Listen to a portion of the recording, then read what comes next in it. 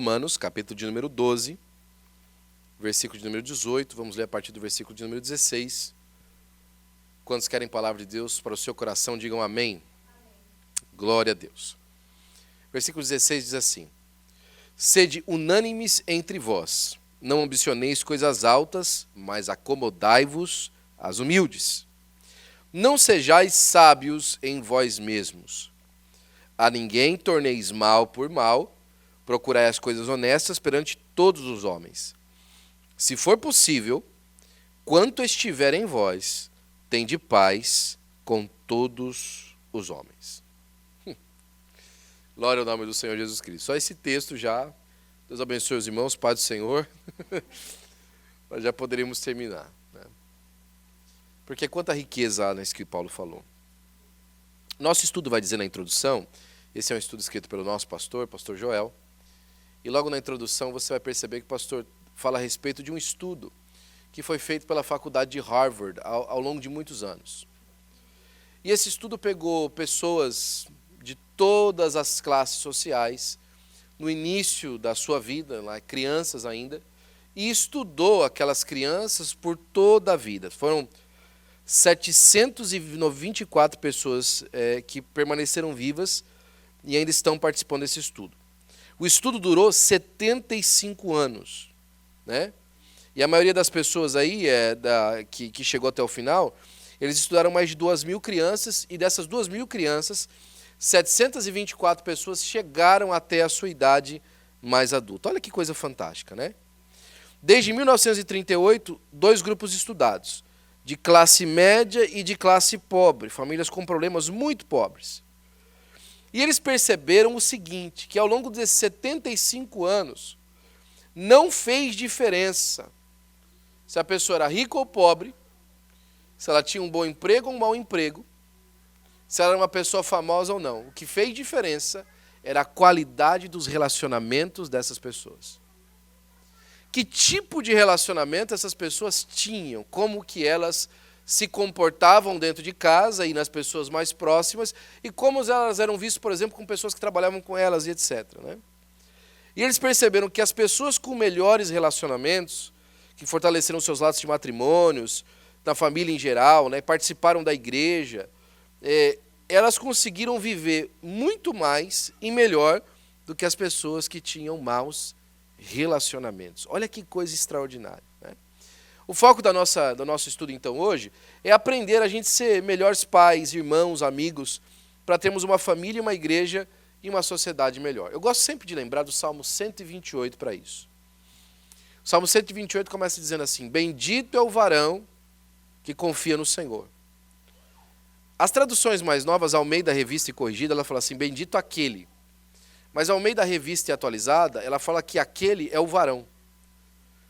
Porque quando a gente olha para a palavra de Deus, tudo começa e termina com a liderança. Isso não é machismo.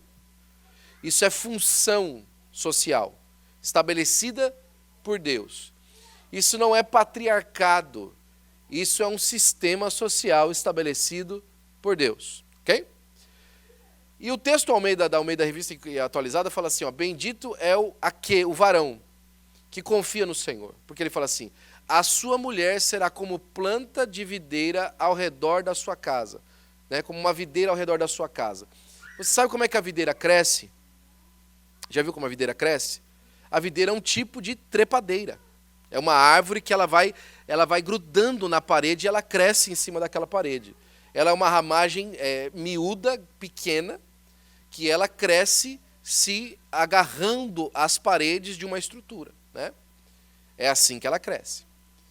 Ele fala assim que aquele que confia no Senhor, a sua esposa vai ser como planta, né? Como uma videira ao redor da sua casa. Os seus filhos como plantas de oliveira ao redor da sua mesa, né? Pequenas plantas de oliveira. Aqui uma coisa interessante sobre as plantas de oliveira. A oliveira, ela dá a primeira série de frutos aos 7 anos. Já parou para pensar nisso? Até os 7 anos de idade você cuida de uma coisa que não te dá fruto nenhum. Não é muitas vezes assim como muita gente vê os filhos? Ele só alimenta, ele só cuida, tal, para depois, na vida adulta, o filho dar alguma coisa de volta. Ah, pastor, mas essa visão é uma visão muito egoísta dos filhos e tal. Você não cria para os filhos para você. Você cria os filhos para o mundo. Não, não é para o mundo também não. Você cria os seus filhos para o Senhor. Para o Senhor investir eles lá na frente. Por isso que os filhos não são uma herança para você, são herança do Senhor. É aquilo que você vai deixar para o Senhor em gratidão. Os filhos são herança do Senhor, não para nós. A nossa, para Ele. Nós vamos deixar para Ele, isso como herança. Ele depois vai ter os nossos filhos nas suas mãos. Eles ficam ao nosso cuidado e depois eles vão ficar ao cuidado do Senhor quando nós passarmos para o Senhor. Então fala que os filhos são como plantas de oliveira ao redor da sua mesa. Ele fala assim, olha, o varão que faz isso, ele vai ver os filhos dos seus filhos e a paz em Jerusalém. Olha que coisa fantástica. Esse varão fez um trabalho tão bom, começando confiando com o Senhor, que viveu um relacionamento próximo com a sua esposa, um bom relacionamento com a sua esposa, teve um bom relacionamento com seus filhos, agora os filhos trazem os netos para casa. Ele verá os filhos dos filhos, ou seja, vai trazer os netos. Você sabe disso. Quantos avós hoje choram porque não veem os netos?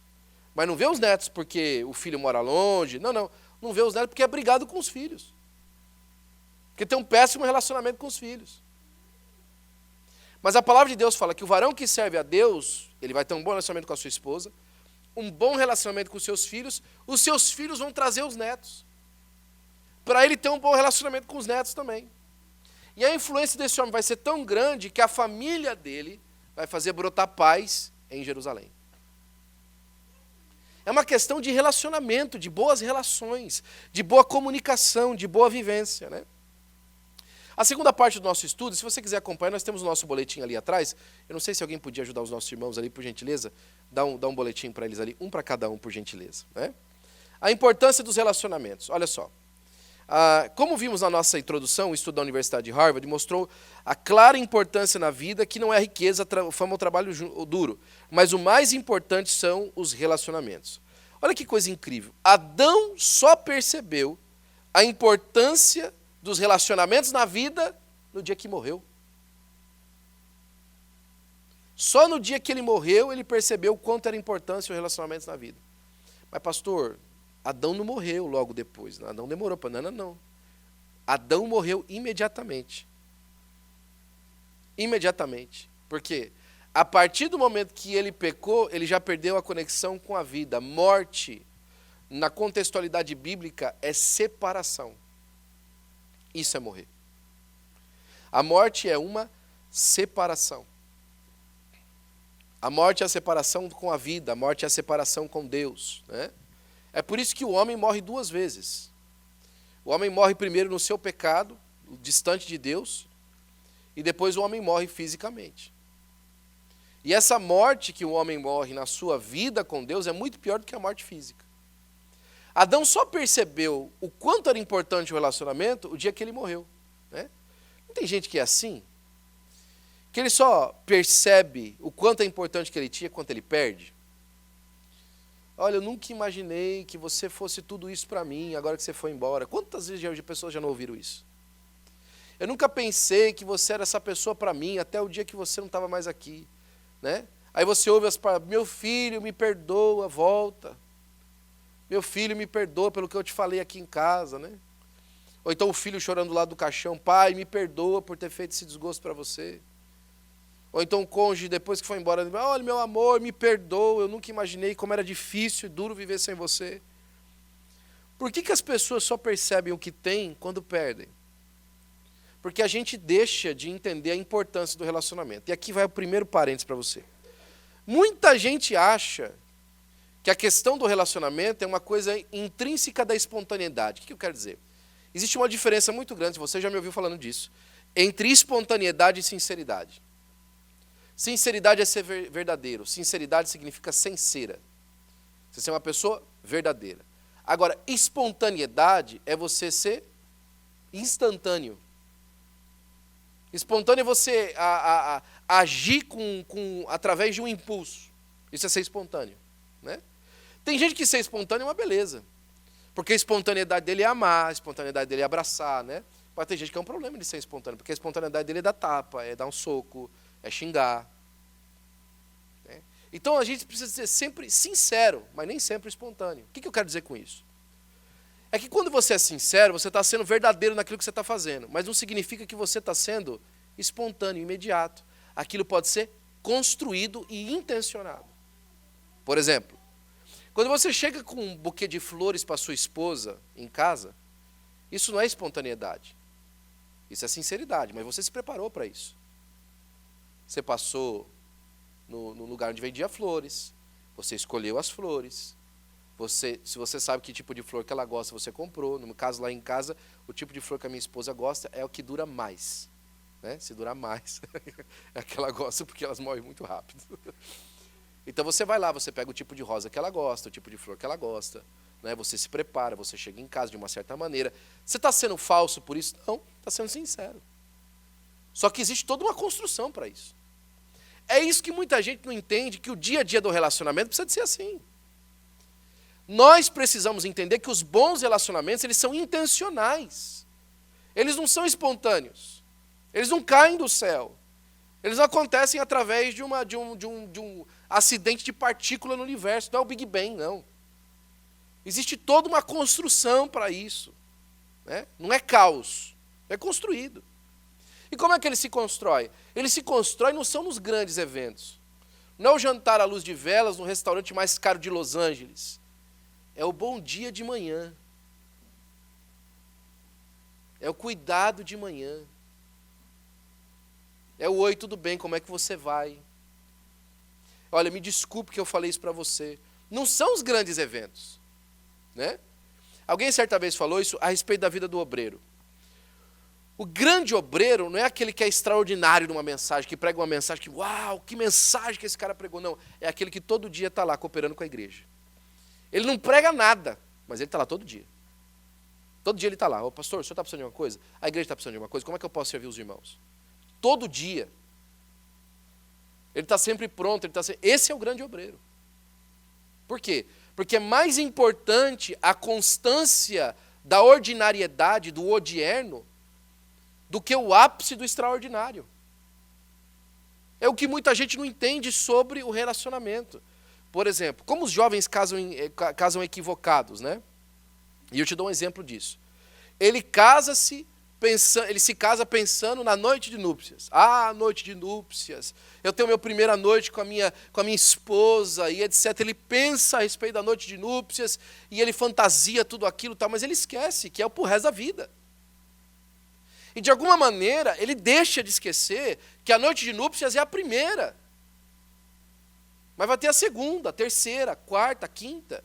E rapidinho ele transforma aquela expectativa em alguma coisa, já foi, isso aqui já aconteceu na minha vida, eu já tive aquele momento, e aí ele começa a fantasiar coisas de novo, da extraordinariedade.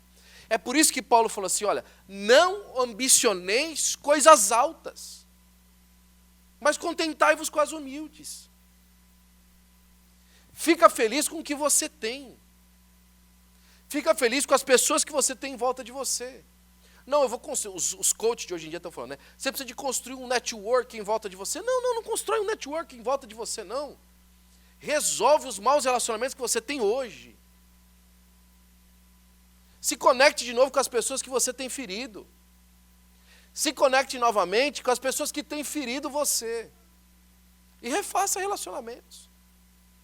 Reconstrua, faça pontes. Porque é muito importante que você saiba que até o seu bem-estar físico, o seu bem-estar de saúde está conectado com a maneira com que você vive com as pessoas. Isso é bíblico. E acaba que a ciência vai provar que quem se conecta bem vive mais, vive feliz. Quando, por exemplo, acontece a morte de Abraão e fala assim, e morreu Abraão cheio de dias. E morreu Jó cheio de dias. Por que eles morreram cheio de dias?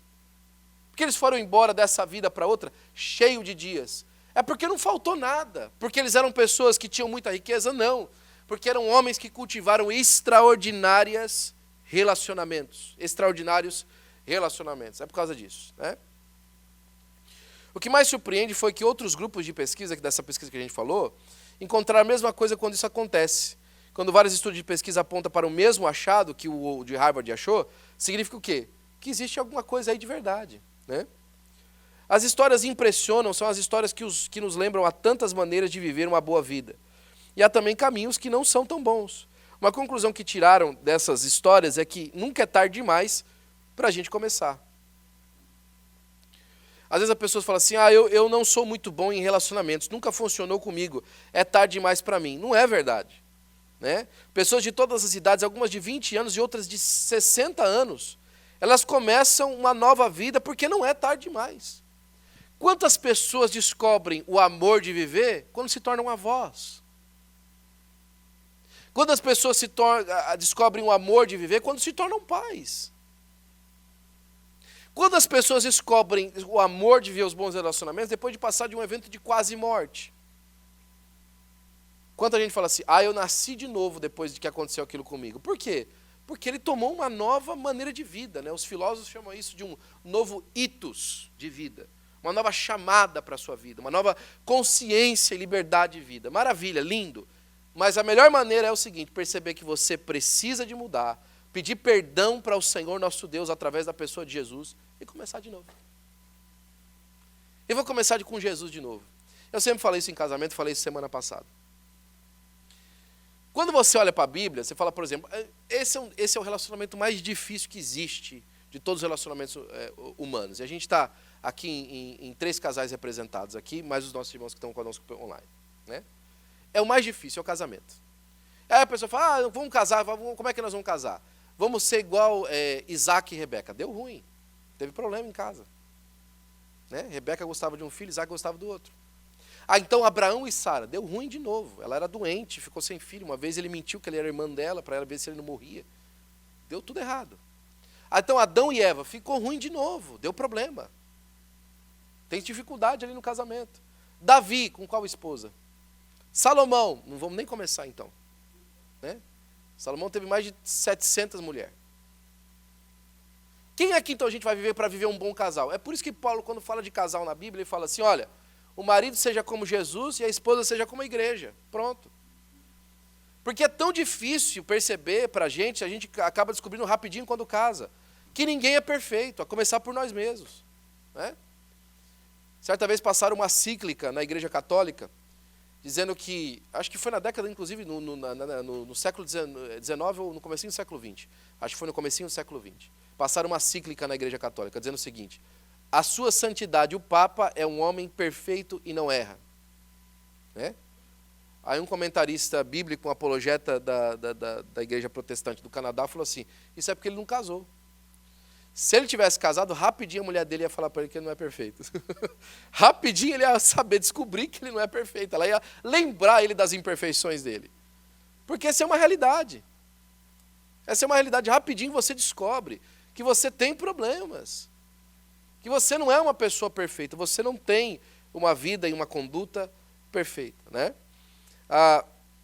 Não é só uma questão de parceiros íntimos e grupos bons e próximos. Isso inunda e vai avançando a todas as áreas da vida. Né? E, mais uma vez, não tem nada a ver com recurso financeiro. Não tem nada a ver com recurso financeiro. Né? Tem um amigo meu que ele fala assim, né? O homem vale o que tem. Né? Aí não tem nada, não vale nada. Toda vez que eu não atendo ele telefone, ele fala, aí eu ligo para ele de volta depois, ele fala assim, você não me atendeu aquela hora porque o homem vale o que tem, né? Eu não tenho nada, então por isso que você não me atende. Existe essa relação que as pessoas fazem com aquilo que a pessoa tem, mas descobre um homem íntegro e você vai ver quanto amigo esse homem tem. Descobre uma pessoa que é amigo de verdade, que acompanha de verdade, que se doa de verdade. E você vai ver quantas pessoas essa pessoa tem de amigo. Tem amigo. Porque tem amigo que ele não precisa de ter dinheiro, ele tem palavra. E ter palavra é mais do que ter dinheiro. Tem gente que não tem uma pessoa próxima do lado assim para pagar todas as contas, mas ele tem conduta. Gente que você ouve, você viu que o fulano de tal fez isso? Você fala, não fez. Não, o fulano de tal não fez, o fulano de tal não fez isso. Por quê? Porque eu conheço o fulano de tal. Eu sei quem ele é, eu conheço a boa conduta dele, ele não fez isso. E você vai lá ver depois? Não foi mesmo, era mentira. Porque ele tem bons relacionamentos e ele se faz conhecer através dos bons relacionamentos. Então, vamos dar uma olhada aí no mapa dessa trilha agora, começando pela conexão social. A conexão social é realmente boa para nós e a solidão mata. As pessoas que são mais socialmente conectadas à família, amigos e comunidade são mais felizes, mais fisicamente saudáveis e vivem mais que os menos conectados. A experiência da solidão se mostrou ser tóxica, né? Para começar, a pessoa fica doida. Gente sozinha tem problema mental. Ela desenvolve problema mental. Paranoia, né? Veneno, desconfiança. Não confia em ninguém, nem na própria sombra. Né? As pessoas que são menos conectadas, uma em cada 5 americanos, por exemplo, são sozinhos. É um país de solidão, né? É muito importante. Geralmente a gente pede, ora e chora por no momentos da luta. Você quer Deus pertinho de você o tempo todo quando a luta não termina. Mas quando as bênçãos chegam, você pede uma bênção para Deus. Quando ela chega, agradece, ponto. Parece que nós nunca aprendemos a desfrutar das bênçãos com Deus e também com o próprio Deus. O pastor aqui, ele denota uma coisa a respeito da solidão, que quando a coisa aperta e a gente está sozinho, a gente vai lá para Deus, me ajuda, Deus fica aqui comigo, Deus, essa noite está muito difícil e tal. A bênção vem, a gente fala assim, obrigado Deus, Deus abençoe o Senhor mesmo, e vai viver a nossa vida e esquece de Deus. Não desfruta com Deus. Né? A pessoa chora por aquele emprego e tal. Aí Deus dá um emprego para ela. Aí ela não leva Jesus para o emprego dela. Eu falei, não, ali eu não posso falar de Deus porque sabe como é. Mas quem conseguiu essa porta? Não, foi Deus que abriu. E você não quer falar que foi Ele que abriu para você? A coisa mais legal que tem é você chegar para alguém e falar assim, olha, chega com o amigo que te arrumou, ó, tá vendo isso aqui? Ó? Meu amigo que me deu. Rapaz, o cara tem bom gosto, né? A gente não faz isso com os nossos amigos. Tá vendo esse sapato aqui, ó? Ganhei desse meu amigo aqui. Rapaz, nunca esqueci que eu ganhei esse sapato seu, viu? Cara, gente boa. Não é assim que a gente faz? Como é que você conseguiu trabalhar? Não, foi o fulano de tal que me indicou. Rapaz, fulano de tal me ajudou tanto que ele me indicou para vir esse trabalho aqui. Rapaz, você conseguiu resolver aquela dívida? Resolvi, meu amigo. Um amigo meu me ajudou, que eu conheço. O cara tem bala na agulha lá, foi lá e pagou para mim e tal. E, poxa vida, eu até estou agradecido a ele. Aí meu amor, a gente tem que marcar um jantar lá em casa lá para agradecer o fulano de tal, porque o que ele fez para a gente, mas com Deus a gente não faz isso. Com Deus a gente não apresenta. Né? Como é que você conseguiu esse trabalho aqui, meu amigo? Orei muito, Deus abriu essa porta aqui para mim. É mesmo? Foi. Pagou aquela dívida? Paguei. Deus abriu uma porta para mim, meu amigo, do céu mesmo, que iluminou aqui, eu vou agradecer Ele. Né? Como é que você vai fazer para agradecer Ele? Vou entregar uma oferta na igreja de gratidão a Deus. Vou fazer um culto de ação de graça na minha casa. Eu achei tão bonito. A Ana vai lembrar disso, né? Já lembrou, né? Nós temos um casal de amigos da nossa igreja em Orlando, muito queridos para a gente. Poucas vezes a gente esteve junto, mas todas as vezes que a gente esteve junto foi uma benção. Né? Um dia nós fomos em Orlando para pregar, eu ia pregar no domingo, cheguei no sábado, era aniversário, não era aniversário não, aniversário foi depois. A gente chegou lá em Orlando, recebo uma ligação dele. Falei, pastor Will, estou sabendo que amanhã o senhor vai pregar na igreja, o senhor não quer dar um pulo aqui em casa? Não, vou fazer um culto de ação de graça aqui em casa.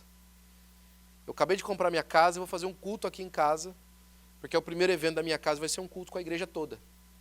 Chamou a igreja toda, tal. Ele estava sem os móveis ainda, né? A esposa toda hora, olha, desculpa, eu não comprei os móveis. Olha, eu ainda não comprei os móveis e tal. E aí alguma pessoa perguntando assim, mas por que não esperou então comprar os móveis para fazer um evento desse? Né? Não, a gente não podia esperar. O culto é primeiro. Primeiro nós vamos agradecer a Deus pelo lugar que Ele trouxe a nossa família para viver. Uma casa linda. Fez um culto de ação de graça. Falou assim, o primeiro evento da minha casa é para oferecer para Deus a gratidão daquilo que Ele me deu, desfrutando daquilo que Ele me deu. Agora adivinha como é que é a vida desse irmão, não falta nada para ele. Uma das pessoas que conseguiu documentação na América mais rápido que eu já vi. Né? Aliás, essa era uma dica que um dos pastores nossos sempre dava para a gente lá em casa, que ele ia lá. Se quer viver bem, comece a receber a igreja na sua casa. É fácil. Quer morar bem? Comece a receber a igreja.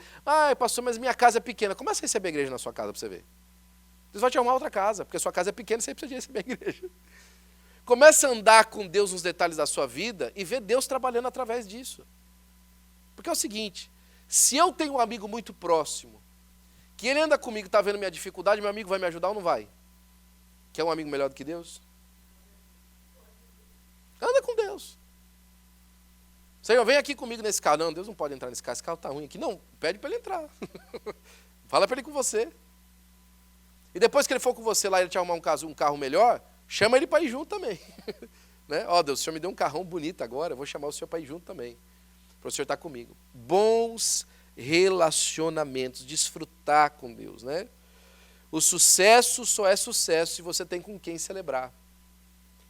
Um dos esportistas mais famosos dos Estados Unidos falou que a noite mais difícil da vida dele, preste atenção nisso, a noite mais difícil da vida dele foi a noite que ele ganhou o Super Bowl, campeão do Super Bowl. Foi a noite que ele lutou a noite inteira para não colocar uma bala na cabeça dele.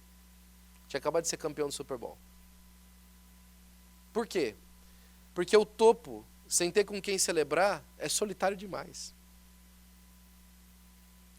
Talvez passou pela cabeça dele, quanta gente ele passou por cima para chegar ali. Quantos agentes ele traiu, quantos amigos ele traiu. Talvez seja isso que passou por ele. Ou então simplesmente o fato de que ele fez tantos sacrifícios e não valeu a pena. Porque ele não tinha com quem celebrar. Eu não quero entrar nessas coisas de fofoca de televisão, mas tem um camarada esses dias atrás aí que perdeu a família inteira por causa do futebol. Né? Não quis se aposentar, aí se aposentou e depois voltou da aposentadoria. A mulher falou assim, olha, não dá não. Esperei a vida inteira para a gente desfrutar da nossa família junto. Agora que a gente vai ter tempo, você vai voltar para o futebol? Não. Não, isso eu não suporto mais. Foi embora de casa. E aí ele jogou o quê? Mais meio ano de futebol? Porque não tem mais idade para isso, mas se insiste. É aqui que ele descobre que a coisa que ele mais gostava de fazer era futebol, mas a coisa que ele mais amava era a família. E por causa de uma coisa que ele gostava, ele deixou de desfrutar de um bom relacionamento. Quanta gente o que atrapalha ela é ela não abrir mão, né? De alguma coisa que ela gosta. Apenas para enfatizar esse tópico, né? Os nossos relacionamentos são sim muito importantes na nossa qualidade de vida. Não apenas emocional, mas também física e principalmente espiritual. Eu acho isso interessante demais, antes da gente passar para o próximo tópico. A gente já vai chegar num tópico, acho que é o mais importante daqui. A única vez que a Bíblia fala de impedimento de oração, olha só, a única vez que a Bíblia fala assim, não vou ouvir a sua oração, no Novo Testamento, é quando o marido vive mal com a esposa. Está lá em 1 Pedro. Ele fala assim para o varão, olha, porque você não andou direito comigo, porque você não andou direito com a sua esposa, eu vou rejeitar a sua oração. Olha que duro. Você não teve sabedoria para andar com ela, eu vou rejeitar a sua oração. Que dureza, né? Isso tudo por quê? Porque Deus preza por um bom relacionamento. Então vamos lá, lições do relacionamento. A primeira coisa é a qualidade do relacionamento. Viver em meio a um conflito é demasiadamente ruim para a nossa saúde, né? Olha Provérbios 21:19, é muito conhecida essa passagem. Melhor é morar numa casa deserta do que com a mulher rixosa e iracunda. É melhor morar sozinho do que com a mulher que passa o dia inteiro ralhando na sua cabeça. Gritando com você, achando ruim com você. Tem esposa, irmão, que ela perdeu o marido na primeira semana de casado. Sabe por quê? Porque ele descobriu que ela é insuportável de se viver. Tudo para ela está ruim. Não é questão da toalha. É a questão dele. Ele é ruim. O fato dele existir é ruim para ela. Né? Tem mulher que é difícil, irmão.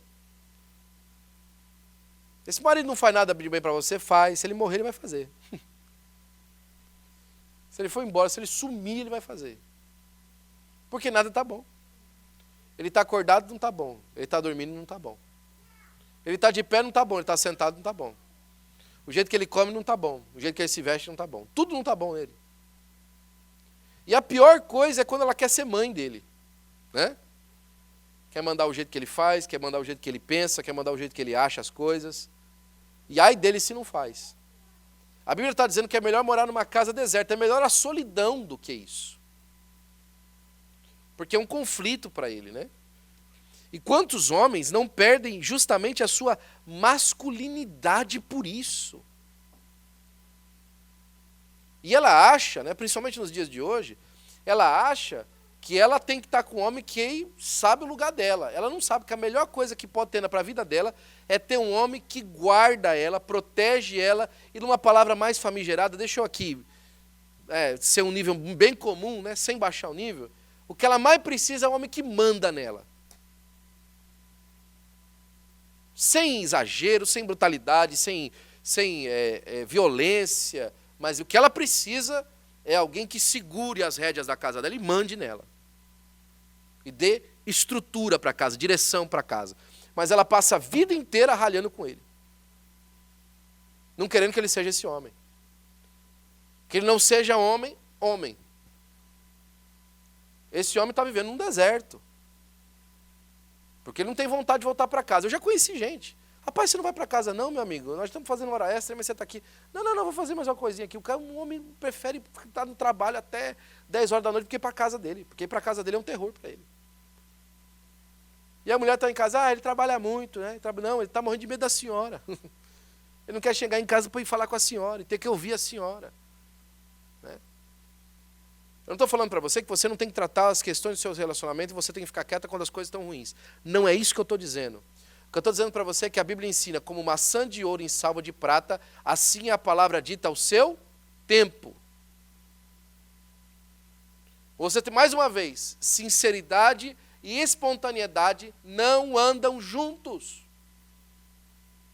Não são sinônimos da mesma coisa. Você viu aquela pessoa que fala, eu falo mesmo. Puxa, que pena. Eu sei calar, quando eu acho que não é hora de falar. Não, bateu em mim, já toma de volta. Puxa, que pena. Né?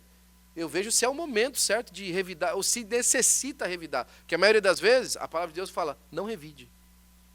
Paulo nos ensinou nessa noite, não pague o mal com o mal. E quando eu falo revidar, é responder de maneira a trazer apaziguação a uma ofensa. Tem hora que nem isso é preciso. Tem hora que fica em silêncio e espera outra pessoa perceber o que ela fez. Né? E demonstra através do amor aquilo que aconteceu. Porque a gente precisa de entender também, né, que conforme o tempo vai passando, a gente precisa de saber que a gente precisa de querer ficar mais feliz. O estudo de Harvard descobriu que a pessoa que seguiu esse plano de construção, né, da vida de bons relacionamentos, aos 80 anos, ela é mais feliz do que ela foi aos 50. E aos 80 anos, as memórias boas dela são as dos 50 anos. A melhor coisa que tem na vida, irmãos, é você olhar para trás e perceber que você viveu bons momentos. Eu acho tão ruim quando você conversa com alguém. E aí, meu amigo, como é que foi o dia? Perdi o dia inteiro numa fila lá, num negócio lá e tal. Mas o que aconteceu? Não, consegui fazer o que eu fui. Poxa, mas isso não é mais importante do que o dia inteiro que você perdeu? Se você tivesse perdido só meia hora, talvez você tinha conseguido chegar? Não é importante que você conseguiu chegar, você não tem que olhar as pessoas que vão construindo bons relacionamentos, elas chegam aos 80 anos e começam a lembrar, olha, 50 anos de idade, meu amigo, a gente fez aquilo ali, com 60 nós fizemos assim, com 70, quando eu tinha 40 anos de idade eu vivi isso. Ele conta a vida dele com alegria. Porque ele está chegando ao dia dos finais dele farto de bens. Porque a felicidade, irmão, também é um processo. Você constrói o caminho da sua felicidade. A felicidade não vem pronta, a felicidade se constrói. Você sabia que aquela palavra bem-aventurado, que está traduzido em algumas traduções mais modernas para feliz, a etimologia da palavra feliz é a mesma palavra para sucesso? Bem-aventurado podia ser traduzido por bem-sucedido. Porque o sucesso é algo que você alcança, é um objetivo final. Então a felicidade é um processo porque você constrói a felicidade. Você alcança a felicidade. Através de que maneira? Decisões. Primeiro de construir com o material que você tem. E aí já vem um outro problema, né? Tem muita gente que quer construir a sua vida com o material dos outros. Mas se eu tivesse aquele tipo de tijolo, aquele tipo de argamassa, Se eu tivesse encomendado aquele tipo de piso, aquela porta de vidro, o meu prédio ia ser muito mais bonito. Mas não foi o que veio para você de material. Pega o material que você tem e faz o melhor que você pode com ele. Sabendo que você está investindo para o futuro. De repente você vai fazer um prédio tão bem construído, de palitinho de fósforo, que os seus filhos vão ter condições de construir um prédio de vidro, aço e concreto. Constrói a felicidade. E eu estou falando de novo, e muito além de dinheiro. Tem pessoas que eu já conheci um irmão aqui na nossa igreja algum tempo atrás. Um bem sucedido, negócios no Rio de Janeiro, uma pessoa excelente, fantástico sujeito para conversar e conta a história, né? Ele falou assim, pastor, ele é do Rio de Janeiro, ele falou, pastor, sucesso na vida é ter aquilo que o dinheiro não pode comprar. Sucesso na vida é ter aquilo que o dinheiro não pode comprar. Quando esse homem conta do pai dele, qualquer coisa do pai dele, o pai dele já morreu, já tem alguns anos, ele chora. Porque ele fala, meu pai não teve as condições que eu tive, mas meu pai, com o melhor que ele teve na vida dele, ele viveu um homem feliz, fez uma família feliz e deixou um legado na vida minha e dos meus irmãos. Ele fala, meu pai morreu feliz.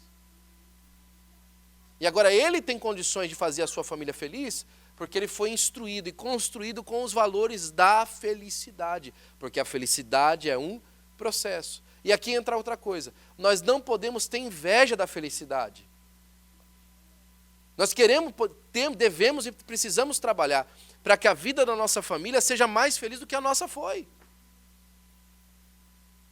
Tem muita gente que você conversa com os pais, com o pai da pessoa, e fala assim, meus filhos estão lá no bem bom, lá eu estou aqui abandonado e tal. Ele não suporta a felicidade do filho. O problema não é o que o filho abandonou. O problema é que a pessoa é infeliz com aquilo que ela tem. E ela não admite a felicidade da outra. E ela vai construindo piores relacionamentos. Aí ela se encontra abandonada. Por que essa pessoa está abandonada? Por que será que essa pessoa está sozinha? Por que ninguém quer conversar com ela? Porque o mundo inteiro é maligno. A gente vai ver um pouquinho mais para frente, né?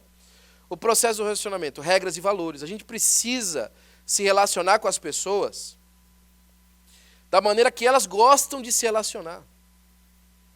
Gente, como é que a gente se aproxima de Deus? Como é que a gente sabe o jeito de se aproximar de Deus? Através da palavra. A palavra está descrita as regras e valores de Deus para se aproximar dele. Ok? Deixa eu dar um exemplo aqui. Deus fuma. Como é que você vai oferecer um cigarro para Deus se ele não fuma? Deus bebe. Como é que você vai oferecer bebida para Deus se Deus não bebe? Parece bobo o incentivo, mas a gente muitas vezes está tratando as pessoas de uma maneira que elas não querem ser tratadas. A gente está fazendo uma coisa para elas que não faz parte do bojo de valores para elas. Por exemplo, eu falei para vocês sobre flores, não falei? Entregar flor? Em casa não funciona dar flor para ela. Quer fazer um carinho na minha esposa? Chega com um copo de café do Starbucks para ela, pronto. Esse é o jeito dela, é o valor dela, é uma coisa que agrada o coração dela, que aquece o coração dela. Quer começar um bom dia com ela? Entre às 7 da manhã e às 9h30, só dá o bom dia de longe, assim. Bom dia. Porque ela levanta, mas ela só acorda lá por umas 10 horas da manhã. Porque ela tem um processo lento de acordar. As manhãs da Ana são manhãs quietas. Ela gosta da manhã dela quieta, calma. Agora, de manhã eu sou vibrando, né? Hoje lá atrás de manhã eu estava lá e tal, e brincando com a Nádia e tal, não sei o que. Ela olhou para mim. How you have so much energy? Oh my God. I do. E ela ficou olhando para mim assim, tá bom, tá feliz, tá contente o homem, né? Tá, sem mexer com ela. Por quê? É um valor para ela. Eu podia falar assim, nossa, como essa mulher é mal-humorada de manhã. Mas não é a questão do mau humor, é o processo da pessoa. Eu amo a minha esposa por quem ela é. Eu preciso de parar de amar as pessoas pelo que eu gostaria que elas fossem. Eu preciso de parar de tratar as pessoas pelo que eu gostaria que elas fossem. Porque as pessoas, na maioria delas, não são crianças. E ainda as crianças, a gente tem que aprender até onde a gente ensina elas e até onde a gente respeita a personalidade que ela já tem. Porque tem muito pai que perde filho porque não aprende a respeitar a personalidade que a criança já tem. Ele quer moldar a criança num mini ela. Um mini-me dela. Não. You're gonna be just like daddy. He doesn't wanna be. You're gonna be just like mommy. She doesn't wanna be. Entender o processo da criança. Entender que, mais uma vez, você está criando seus filhos para o Senhor. Quem foi que o Senhor plantou na sua casa? Regras e valores da pessoa. Seu filho está gostando, e isso estou dizendo para você, naquilo que é personalidade. Eu não estou falando para você identificação de gênero, nada disso. Isso é coisa do maligno, tá ok? Ponto final. Estou falando para você de identificação de gênero, não estou falando para você de sonhos malucos e malvados que nascem no coração das crianças, não estou falando de vícios que as crianças já podem nascer com propensão para eles, nada disso. Eu estou falando daquilo que faz a pessoa, na pureza da pessoa, segundo a vontade de Deus para a vida dela. Isso.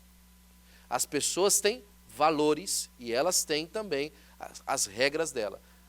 Quer estar bem com a pessoa? Respeite as regras dela. Agora tem um sinal de alerta aqui para você, viu? Se todo mundo falha com as suas regras, cuidado com as regras que você levantou. De vez em quando eu falo para um: rapaz, é difícil viver pelas suas regras. Será que você consegue viver por elas? Você mesmo consegue viver por elas? As regras que você colocou de convivência com você são muito difíceis.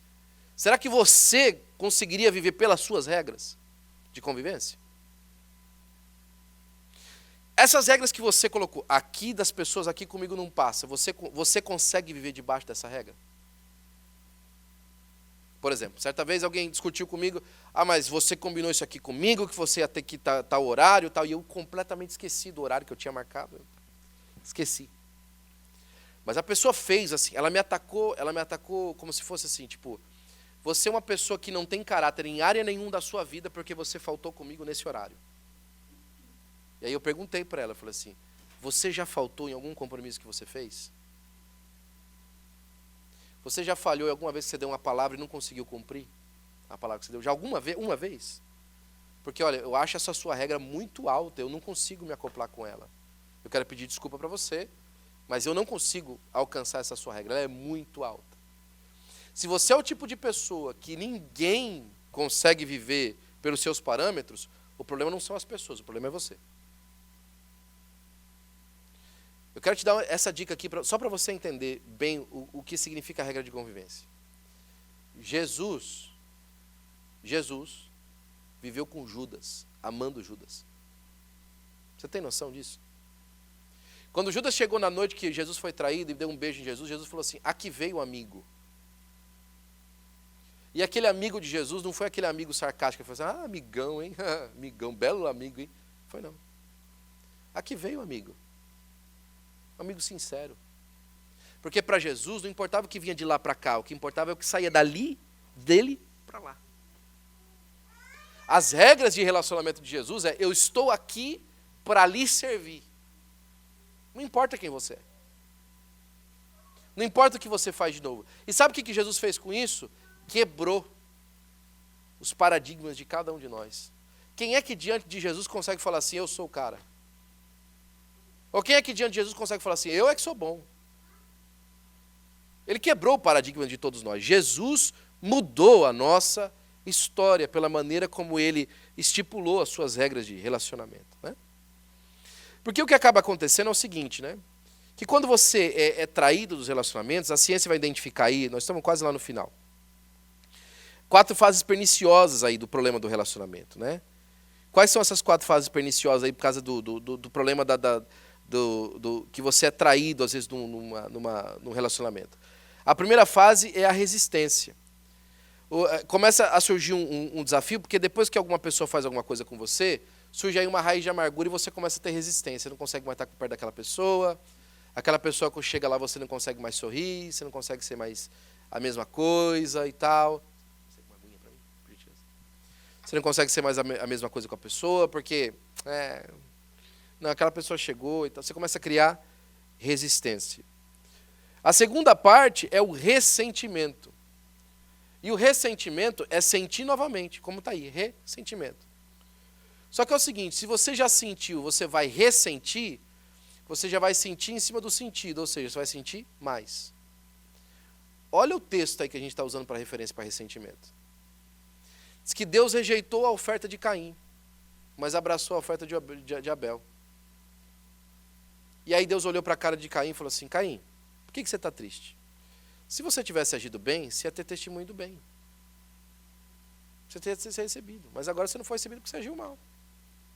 Agora cuidado, porque o pecado está à porta. Está para bater na sua porta aí para te pegar. Cuidado. O que ele faz?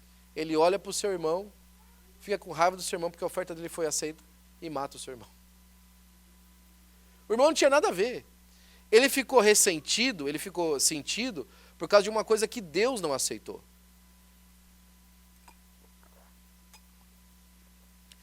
Não foi Abel que impediu a oferta de Caim.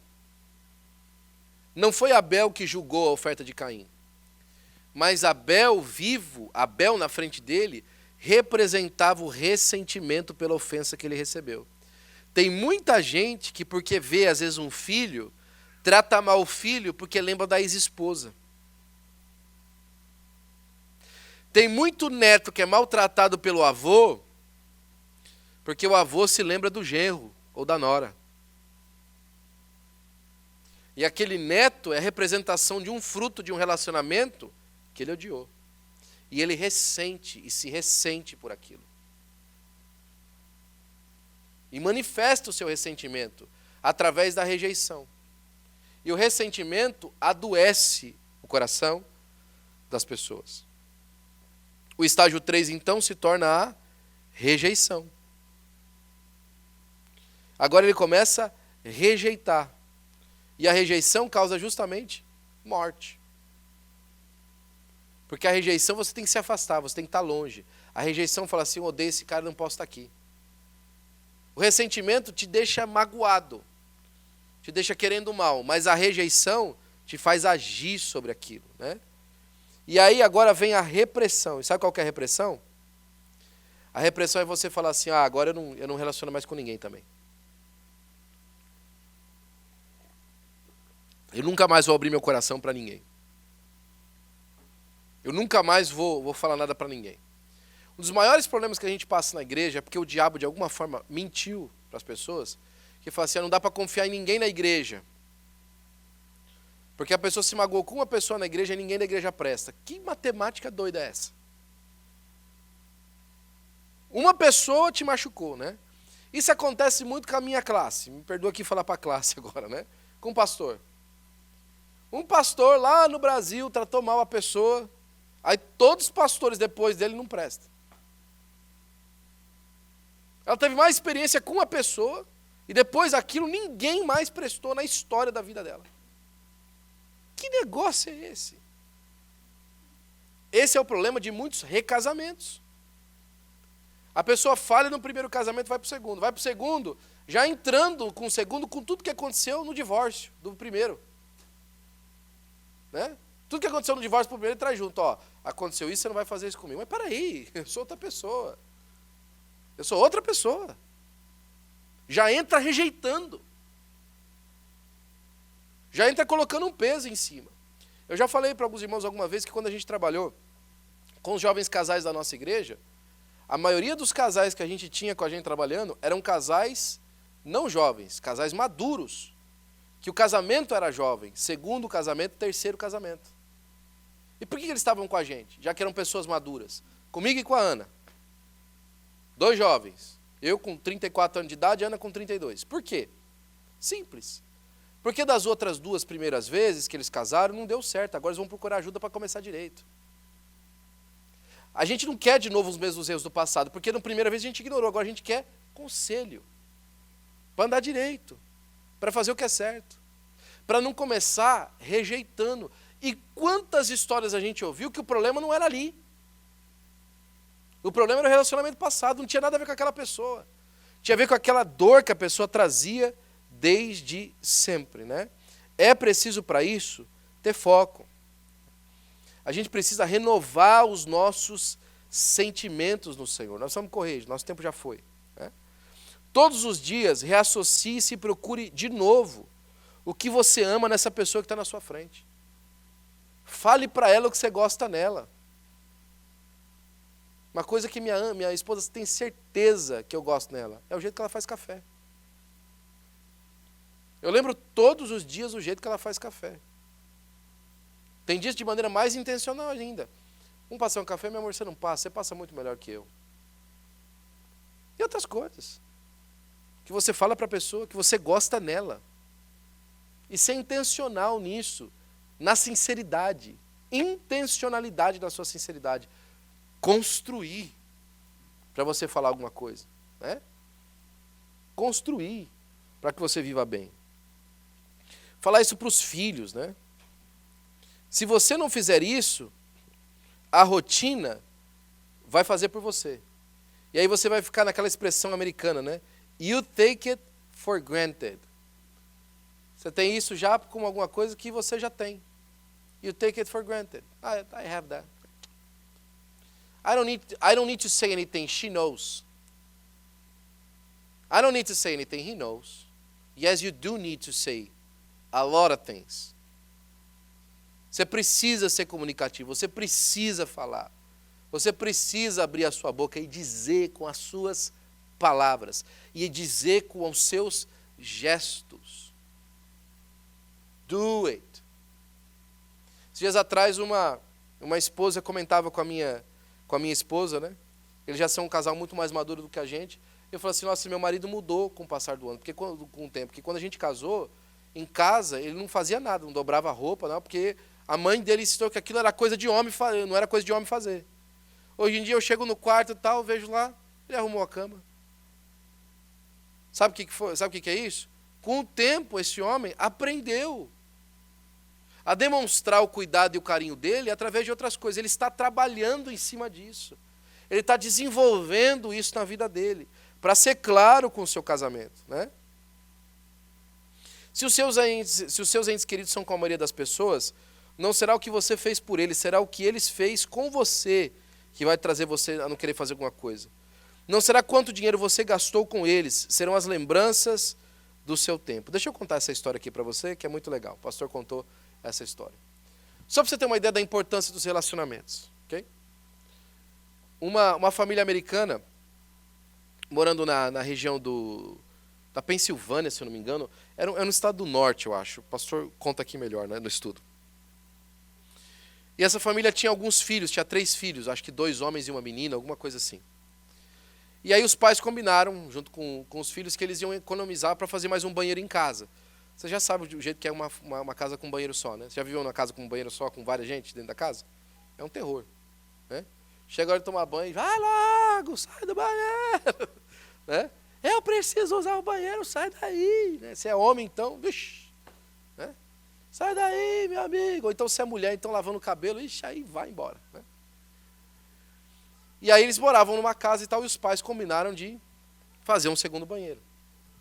Quando chegaram a juntar o dinheiro, né, 1 ano juntando dinheiro para fazer o banheiro. Quando terminaram de juntar o dinheiro naquele ano, os filhos olharam assim, pai, a gente juntou esse dinheiro e tal, a gente aguenta o banheiro mais 1 ano, vamos fazer uma viagem e tal. E combinaram, puxaram os pais, vamos fazer uma viagem e tal. Fizeram uma viagem, gastaram todo o dinheiro numa viagem, não fizeram banheiro. Aí começaram a juntar de novo, né? Aí a hora que chegou no final daquele ano, nossa, aquela viagem foi tão legal, né? Poxa, a gente podia fazer outra viagem, né? Vamos fazer a viagem de novo? Vamos? Aí fizeram viagem de novo. Durante 10 anos eles fizeram essa mesma coisa. Nunca fizeram banheiro. O filho mais velho cresceu e foi para a guerra do Iraque. E passado algum tempo na guerra tal, o filho morreu. E o mensageiro trouxe uma carta do filho de volta para casa, né? E aí eles abriram a carta tal, a última carta do filho tal. Aí na carta o filho falou assim, ó, pai, mãe, estou sentindo que alguma coisa vai acontecer comigo tal, né? Mas eu queria agradecer por eu ter nascido na casa de vocês e tal. E pai, eu queria agradecer porque a gente nunca construiu o banheiro. Porque todas as vezes que a gente estava para construir, o senhor sempre fazia aquelas viagens e começou a contar coisas das viagens e lembrar as coisas que eles viveram juntos e lembrar os meus momentos da família e tal. Na hora que terminaram de ler a carta, a mãe enxugou as lágrimas e tal, olhou para o pai e falou assim, graças a Deus, a gente nunca fez aquele banheiro, né? Senão a gente nunca ia receber uma carta do filho falando assim, pai, que banheiro bonito. Um filho nunca ia mandar uma carta para o pai falando assim, oh, Dad, what an awesome bathroom, right? Nunca ia mandar falar assim, que banheiro legal que o senhor fez. Nossa, era duas pias, pai, que coisa extraordinária, né? Os relacionamentos são mais importantes do que as coisas que nós damos para as pessoas. Seu filho mais tarde pode lembrar assim, eu lembro que meu pai me deu um iPad porque ele não aguentava mais eu falando com ele. Eu lembro que meu pai fez isso aqui por mim porque ele não queria me ver. Meu pai sempre deu dinheiro. Uma certa vez eu falei isso para um parente meu. E ele contando para mim das benfeitorias que ele tinha feito e tal, eu falei assim, o senhor tem razão, o senhor fez tudo isso. Mas o senhor nunca deu respeito. O senhor fez todas essas coisas que o senhor está falando, mas respeito o senhor nunca deu. E a única coisa que essas pessoas que o senhor estava falando precisavam era de respeito.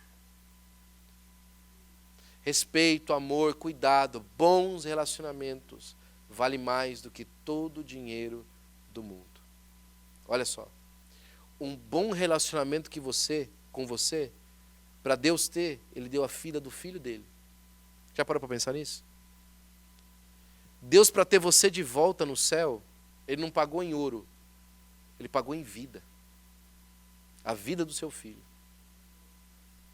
O ouro que aqui na terra a gente corre atrás, vai atrás para pegar um pedacinho desse aqui de ouro. Quanto foram essas alianças aqui, meu amor, no Brasil? 1.800 real? 3.000 e alguma coisa reais. Pedacinho de ouro, ó. Isso aqui, ó. Olha só. Olha o tamanhozinho disso aqui. No céu é asfalto. Já parou para pensar nisso? No céu é asfalto. A rua é de ouro. Os muros são de cristais. Os fundamentos são de pedras preciosas. Sabe por quê? Porque a glória do céu não é o ouro, é Deus.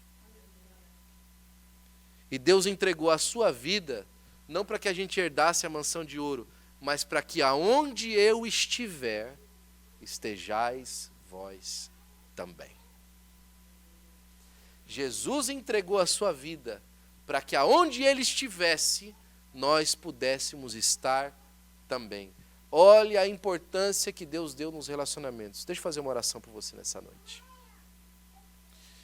O Senhor nos chamou aqui nessa noite para falar o seguinte, que Ele está fechando um negócio com você. Ele está fechando um negócio com você hoje. E o negócio que Ele está fechando com você hoje é de que você vai viver bem daqui para frente. Você vai viver junto com Ele. Jesus quer andar tchuguedinho com você. E nesse caminho que Ele vai andar junto com você, Ele quer que você ande junto com a sua família. Não existe nada mais importante na sua vida hoje do que viver bem em amizade com as pessoas mais perto de você, principalmente do Senhor nosso Deus.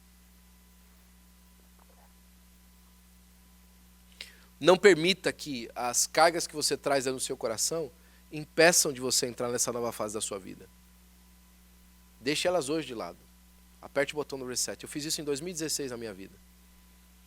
Eu estava carregando um monte de problema, de confusão, de questões que eu tinha tido com pessoas e tal.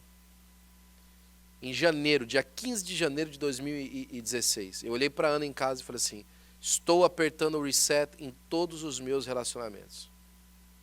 Eu vou começar do zero. Com todo mundo. Até com fulano de tal, William. Até com fulano de tal. Ele está limpo comigo. It's clean. I have nothing against the person. From now on, he's my friend. Depois de tudo que aconteceu, yes. Depois de tudo que ele te falou, yes. Você esqueceu o que aconteceu? Não. Não esqueci, não. Eu só vou deixar de impedir que aquilo me afaste do meu irmão e do plano de Deus na minha vida. Eu só vou impedir que isso me impeça de amá-lo. Esses dias atrás eu falei para alguém, e repeti depois na casa da pessoa, inclusive. Eu não vou permitir que nada na minha vida me impeça de amar vocês, nem vocês mesmos. Só que eu peço de volta a mesma coisa. Por favor, não deixe que nada na sua vida te impeça de me amar. Inclusive, eu mesmo. Não deixe que nada da sua vida impeça que você tenha bons relacionamentos. Pastor, não faz parte da minha personalidade. Você já está grandinho, está na hora de mudar já. Já deu tempo de você querer mudar, né? Você não é mais criança. Quando é criança pequena, a gente coloca as pernas de aço, né? Está na hora de mudar para a glória do nome de Jesus. Fique de pé, por gentileza, vamos fazer essa oração. Senhor, eu quero te agradecer, Senhor Pai, pela tua bondade, pelo teu amor. Pelo teu amor, Senhor Pai, por nós estarmos na tua casa, Senhor Pai. Eu quero te pedir, Senhor, que o Senhor nos ajude, Pai, a guardar a palavra que nós recebemos de ti, Senhor. Nos ensina a ter bons relacionamentos, ó Senhor Pai, a andar na tua verdade, Senhor Pai, a coletar, Senhor, boas experiências na tua presença. A, Senhor Pai, andar, Senhor Pai, segundo o teu propósito, Senhor Pai, andar segundo o teu bom caminho na nossa vida, Pai. Glorifica o teu nome em nós, ó Senhor Pai, restaura os relacionamentos na nossa casa, Senhor. Aqueles, ó Pai, que nós quebramos, ó Senhor, pela nossa inconsciência, Senhor, ou pela nossa maneira errada de viver a vida. Senhor, restaura as nossas vidas pelo amor do teu nome, Senhor. Restaura os nossos relacionamentos, Pai. Entra nos lugares onde nós não podemos entrar, Senhor, e restaura pelo amor do teu nome. Para que possamos viver um só, como um coração só, Senhor, Pai, como do Senhor deseja ser para nós, ó Pai. E que nós possamos, ó Senhor, guardar na nossa vida essa verdade e viver a cada dia, Senhor, para a glória do teu nome. É o que nós pedimos agradecidos em nome de Jesus. Amém